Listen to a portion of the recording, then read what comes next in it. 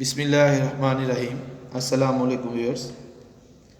इस वीडियो का जो हमारा क्वेश्चन है वो कॉस्ट ऑफ प्रोडक्शन के टॉपिक में से है, जिसमें हम डिफरेंट कॉस्ट फंक्शन जो हैं वो फाइंड करना सीखेंगे।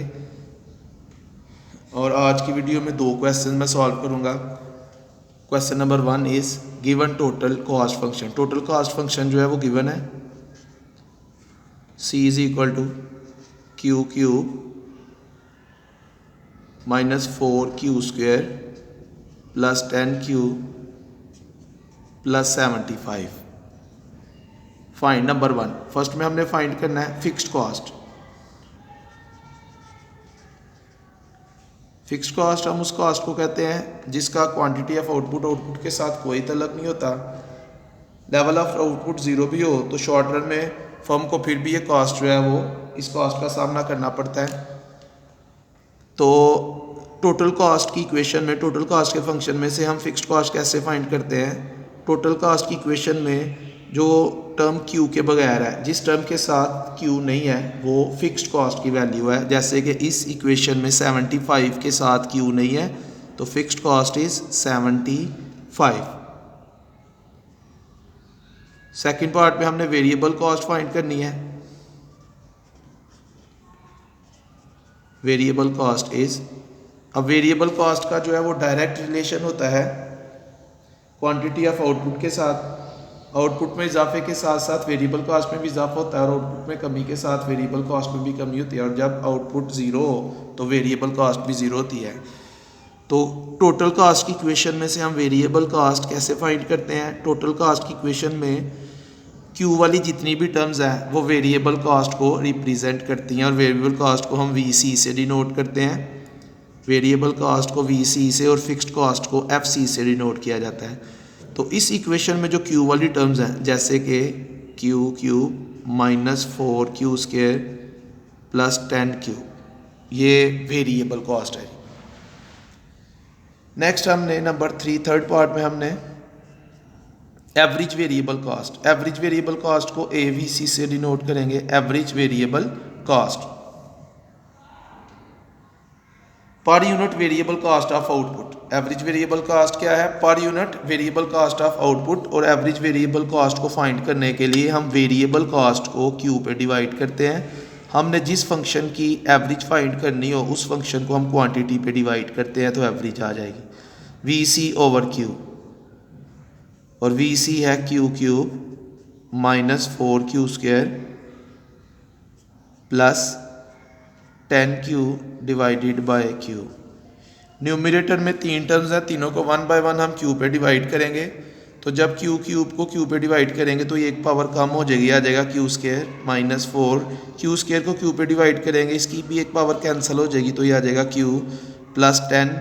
और 10Q को जब हम Q पे डिवाइड करेंगे तो Q के साथ कैंसिल हो जाएगा तो आंसर इसका लास्ट वाली टर्म आ जाएगी 10। तो ये आ गया, ये हमारे पास AVC का आंसर आ गया, एवरेज वेरिएबल कॉस्ट का आंसर आ गया। नंबर 4 फोर्थ पार्ट में हमने मार्जिनल कॉस्ट। मार्जिनल कॉस्ट को MC से डिनोट किया जाता है। मार्जिनल कॉस्ट फाइंड करनी है।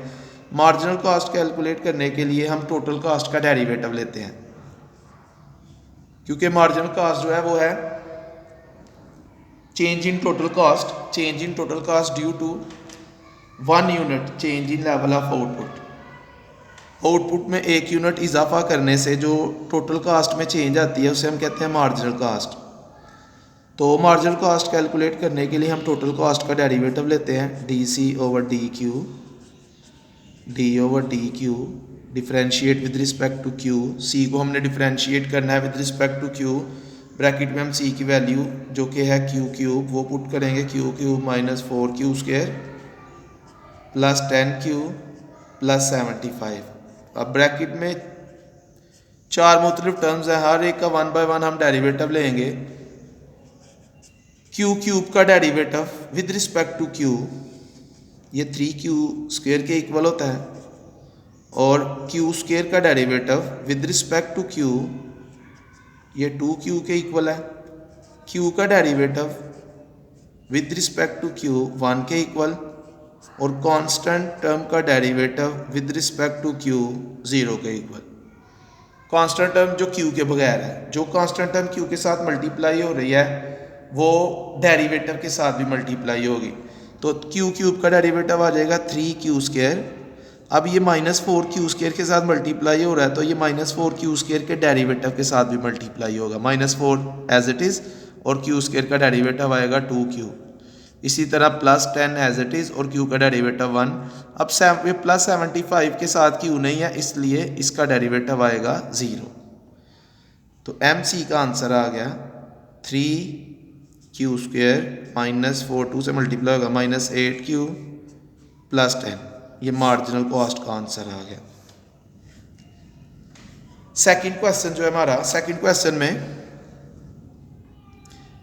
Find marginal cost function from the given average cost function. हमने एवरेज कॉस्ट फंक्शन से मार्जिनल कॉस्ट फंक्शन फाइंड करना है, और जो हमारे पास एवरेज कॉस्ट है, average cost is 15q + 4 + 46/q।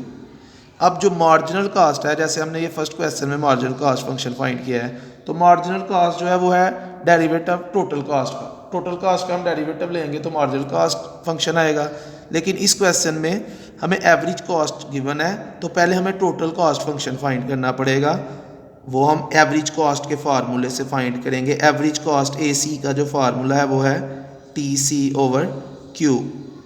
Total cast को हम Q पे डिवाइड करें तो हमारे पास एवरेज कॉस्ट आ जाती है। तो ये Q इधर डिवाइड हो रहा है, दूसरी साइड पे जाएगा तो मल्टीप्लाई हो जाएगा।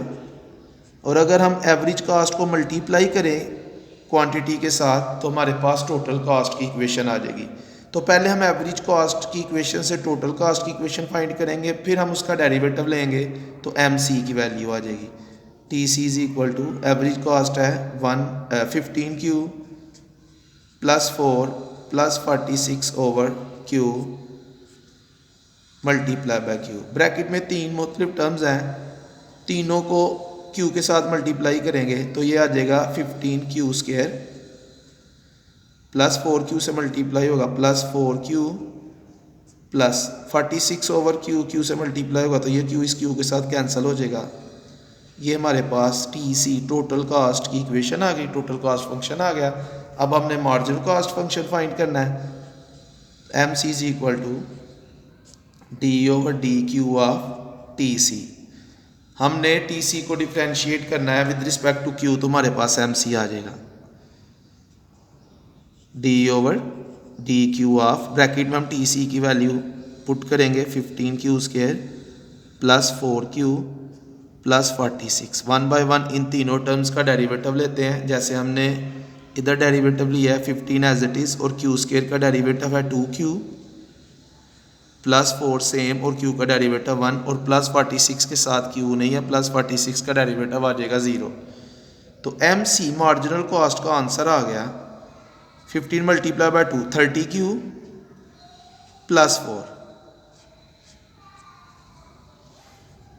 तो ये थी हमारी आज की वीडियो, जिसमें हमने कॉस्ट फंक्शन से रिलेटेड 2 क्वेश्चन सॉल्व किए। तो आज के लिए इतने काफ़ी है, बाकी इंशाल्लाह कल। ओके, अल्लाह हाफिज़।